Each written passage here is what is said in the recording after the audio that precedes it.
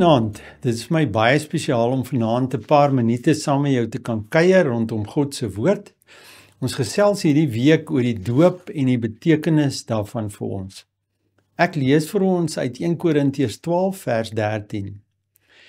Met die doop het die Gees ons almal so aan mekaar vasgebind soos 'n liggaam. Dit maak nie saak wie ons is of waar ons vandaan kom of hoe belangrik mense dink ons is nie. Dieselfde Gees werk in ons almal. Een van die baie gewilde uitdrukkings in Afrikaans is sien is glo.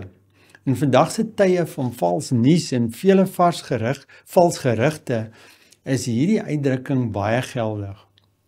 Wanneer ek aan die doop en die ander sakramente dink, besef ek maar net weer dat God vir ons hierdie tasbare tekens gegee het, omdat hy ons skepper is en weet ons het partymal nodig om iets te sien, te voel en selfs te proe, ja, om dit met ons sintuie te ervaar. Met die doop bevestig hy sy genade en liefdevolle verbond met ons.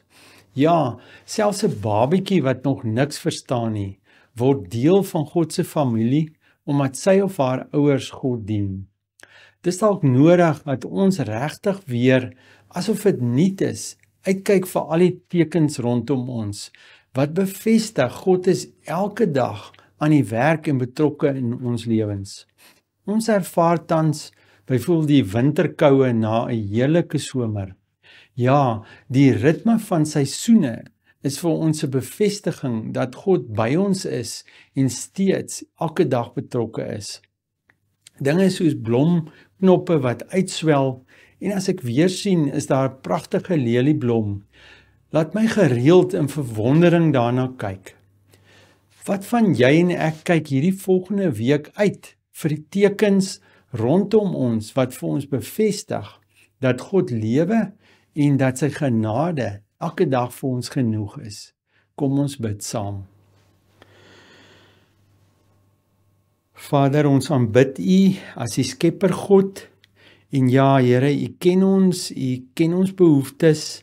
U weet wat vir ons nodig is. U weet wat vir ons goed is. U weet wat het ons nodig in elke seisoen van ons lewens.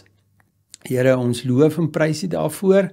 Ons dank U vir die doop en ja, so baie ander tekens en sakramente wat U ingestel het om ons maar net in ons geloof te bevestig en ja, te bevestig dat U God is en dat U ons Vader is en Heilige Gees, dat U elke dag in ons is en met ons is en in ons werk.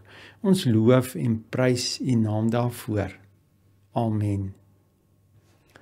'n Mooi aand verder vir jou. Tot weersiens.